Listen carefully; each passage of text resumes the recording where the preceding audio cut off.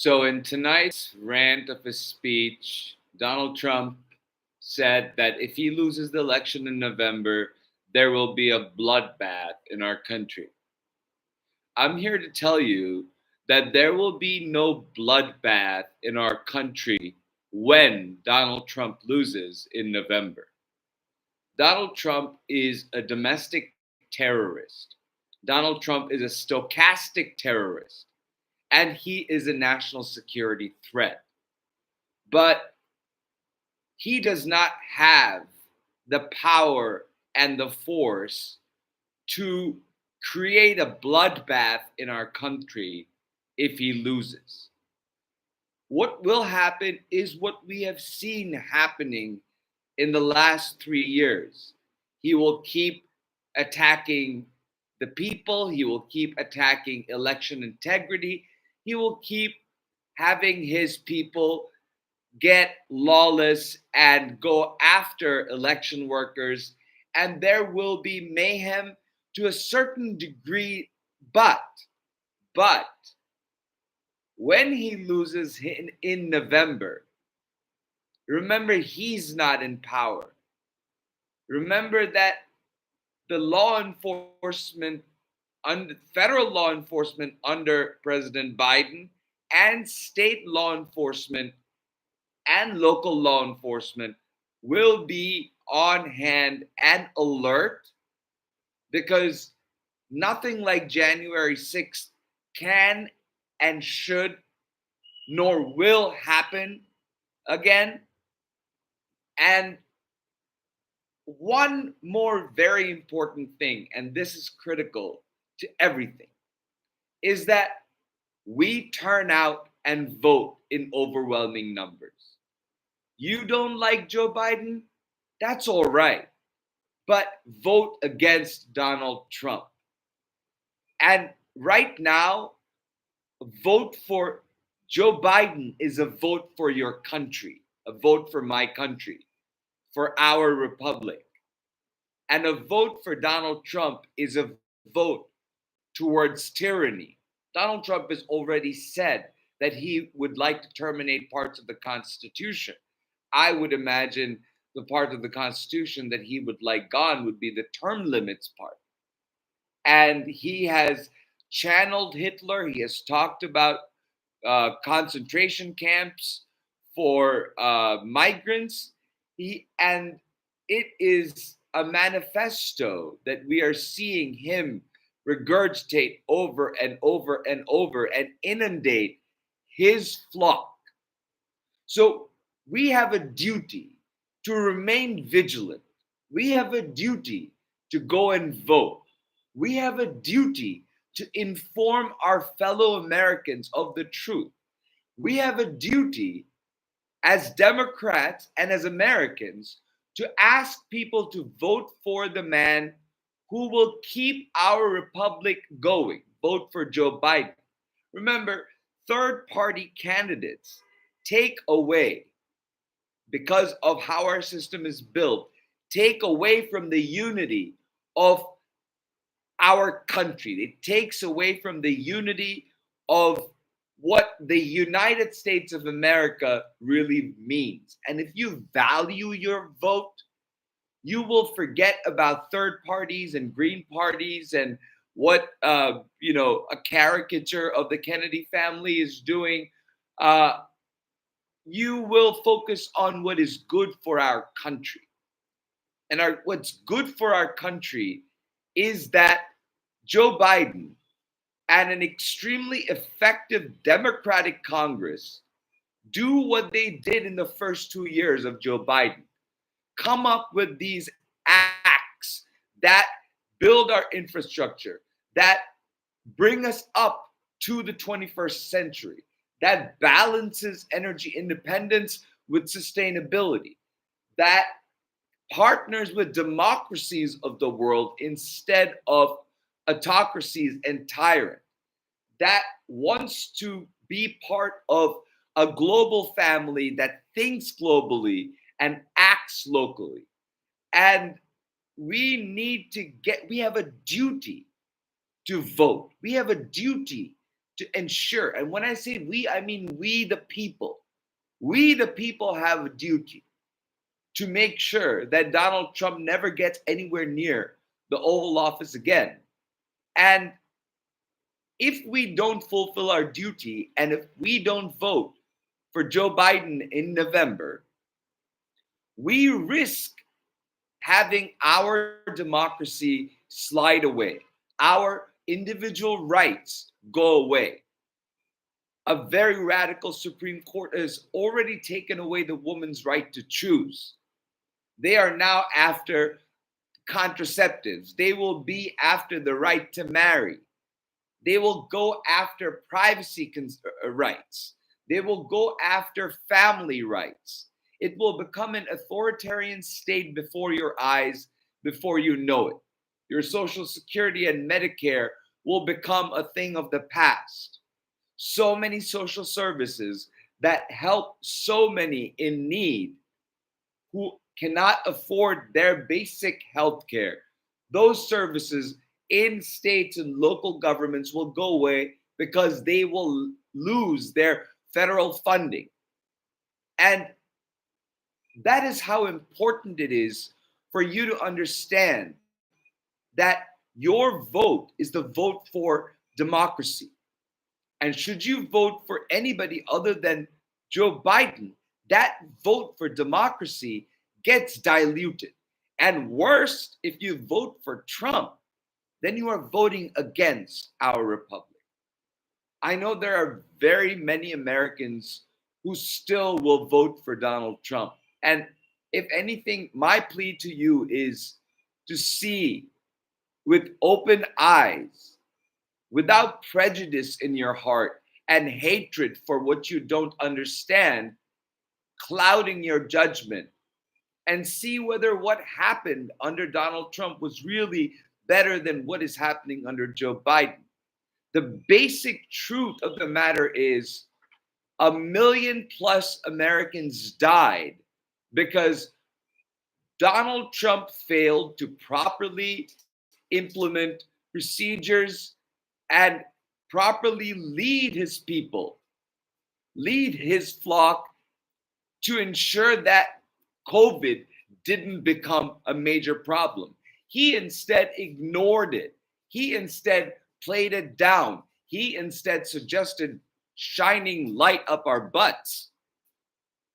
And if you remember how the shelves were during 2020, if you remember how our markets were, the lack of toilet paper, all that happened during Donald Trump's rule, because he rules, he doesn't govern.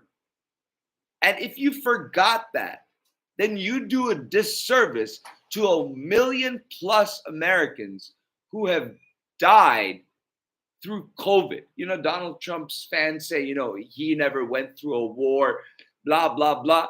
But you know what he did? He sat quietly by thinking about shining light up our butts while 1 million+ Americans died. That alone is a losing factor for him. Then he touts taking away a woman's right to choose. And every woman in America should be offended by that, should be offended by the idea of voting for Donald Trump, because he takes pride in having taken away your right to choose what to do with your body. So when we go to the polls, and we must remember that. Think about what is putting food on your table. Think about what is putting a roof over your head. Think about the issues that matter to you. Think about the basic decency of the American people that upholds the rule of law and democracy throughout the world. Think about the plight of the Ukrainians. Think about the hardship that Gazans have to go through, and think about the fear that Israel is in. Think about all of these concerns and think about how Joe Biden continues to balance them, not stamp them out. It's very easy to make a decision like, oh, we will stop giving Ukraine any aid. Because from the American standpoint, we're not seeing our brothers and sisters and our neighbors die. We're not seeing our malls and our buildings getting blown away. So it doesn't matter. And it's a regional issue with Russia. It's not a regional issue. Be a student of history for at least a day and look at World War II. Look at how Hitler rose to power. And remind yourselves that we cannot turn into that fascist regime, because if America turns into the fascist regime that Hitler wanted, then God help the world. And God help every single person who is sycophantically sticking with Donald Trump, who doesn't believe in the idea of a superior white race and an Aryan way forward. You will also come under the knife. So, with that said, I will stop ranting. And I had to come out and say that. I live across the world, and I will make it a point to do whatever that needs to be done to career my vote to my election commission in Chicago. And I make sure that I get confirmation that they received my vote and that it was processed. That's how I've done it for years now. And that's what I have to keep doing because of the constraints that I have on my personal life. But that does not stop me from voting. It shouldn't stop you either. So, hey, there are Michael, Deb, Susan, thank you so much for being here. Yeah, I struggle to understand but you have to, you can look at my previous video about how he has a narcotic impact on his people and how repetitive inundation and brainwashing can cause your mind to distort the truth. And you can actually turn the world upside down if it is inundated, if it is, repetitively inundated by somebody who you care about, by somebody who you trust, or under the auspices of an idea that you care about, that it is for the country's good. But look at the past. And if for nothing else but the million Americans who died because of COVID, vote against Donald Trump and vote for Joe Biden. I intend on voting for Joe Biden because he has done a fantastic job and he has kept his word to the extent that he can with a cantankerous GOP Congress. But remember what he got accomplished in his first 2 years, what Democrats in Congress got accomplished in first 2 years of the Biden presidency, and give the Democratic Party another chance to do that very thing. If the Democrats can get a Democratic Congress and Joe Biden in the presidency, then that put together will push us towards a future where we become manufacturing leaders of high-tech manufacturing, not of low-tech manufacturing. We become the hub for chips and computer chips and intelligent smart technology parts. We remain leaders of technology, of education. We need to definitely update our education in the K through 12 level. Our research universities remain foremost in the world, and we have a responsibility as a generation and as a people to carry that over further. Dad, thank you for saying that we can defeat that toxicity of Trump. And 7+ million people voted for Joe Biden. More people voted for Joe Biden than they did for Donald Trump. So it is my belief that if we can energize, we can win by more than 8 to 9 million votes, by over that, compared to what Donald Trump will get. At this point, there's nothing else I can say to nothing else I can say to somebody who will not sway from voting for Donald Trump, other than may reality find you at some point. Bruce, thank you for being here. I believe it's the first time I've seen you. I'm just having a rant at the moment because of the bloodbath comment and how much we need to keep on pushing, even if there's 10 of us talking to 10 more. And, if you've been with me for some time, you will know that I'm not here to peddle something. I'm not going to talk to you endlessly about some other channel I have or some other, enterprise, some other podcast. I come on whenever the situation I feel requires it to talk about the state of our democracy, our republic, and our responsibility as Americans to do whatever we can peacefully and persistently. So, with that said, I think I'll stop ranting.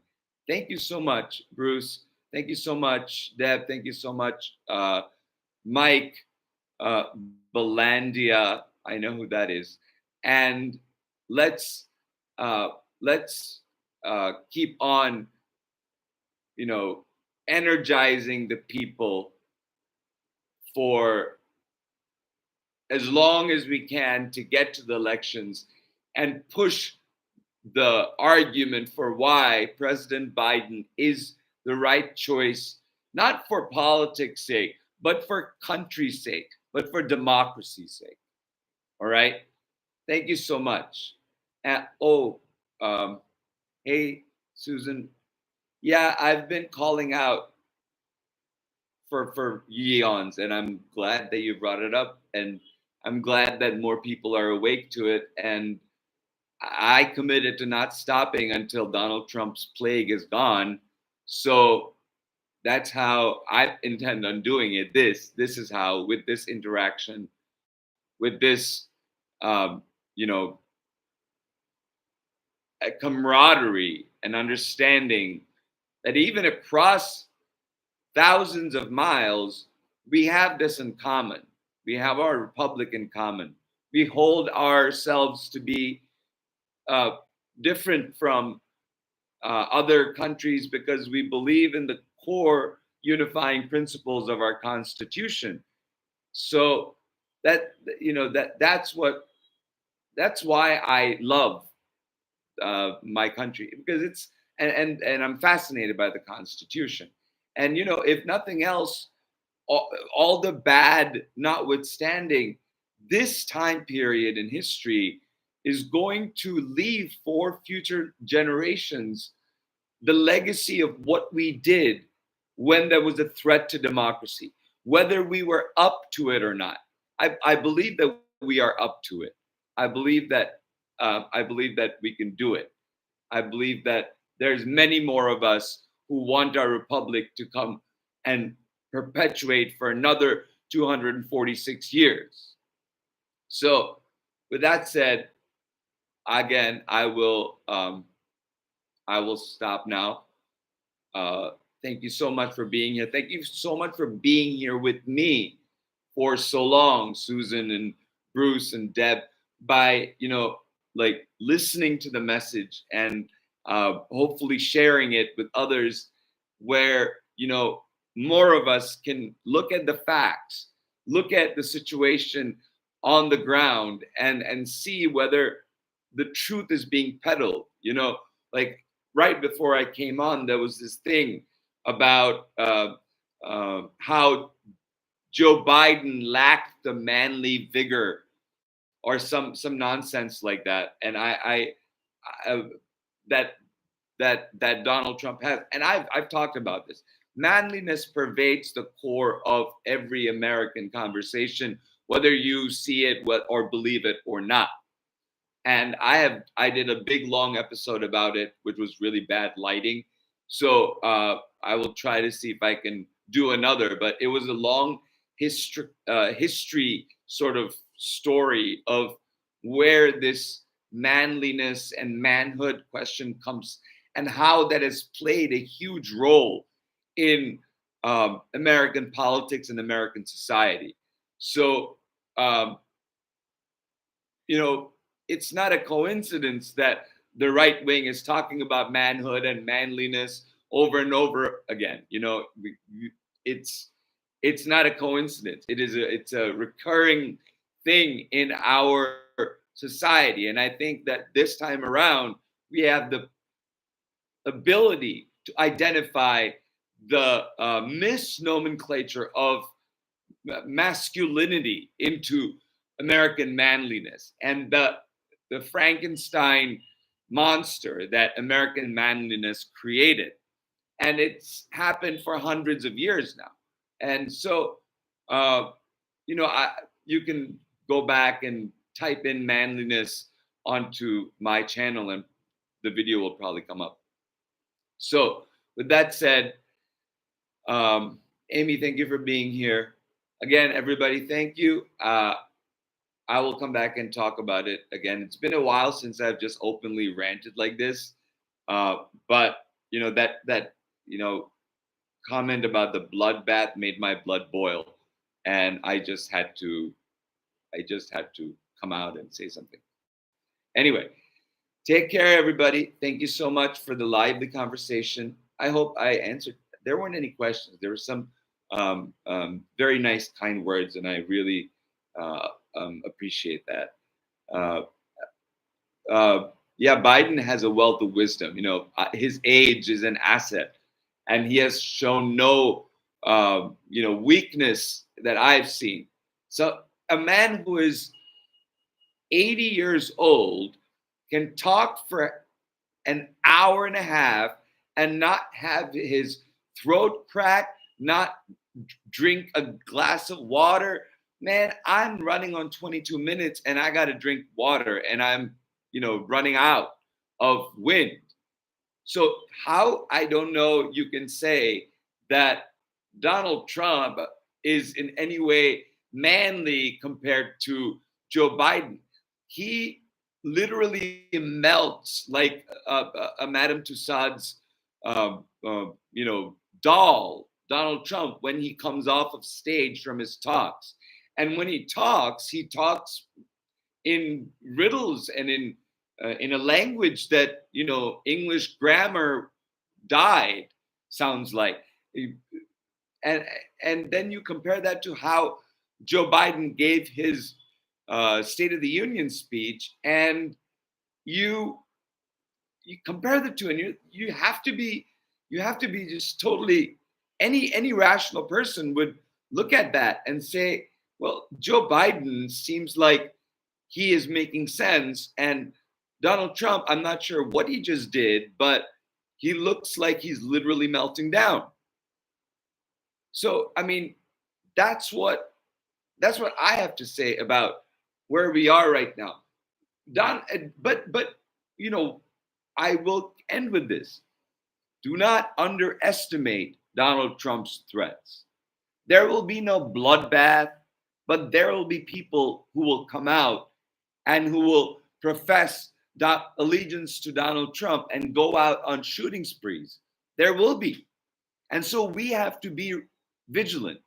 And I say there will be because there has been.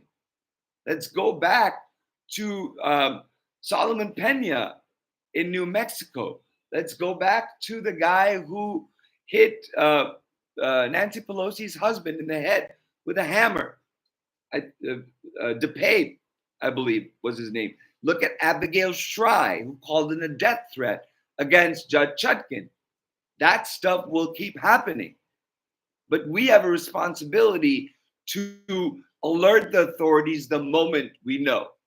And higher up in the authority, in the leadership chain, they have a responsibility to make sure that their law enforcement officers don't go off track, and that they actually protect the victims instead of fire at the victims.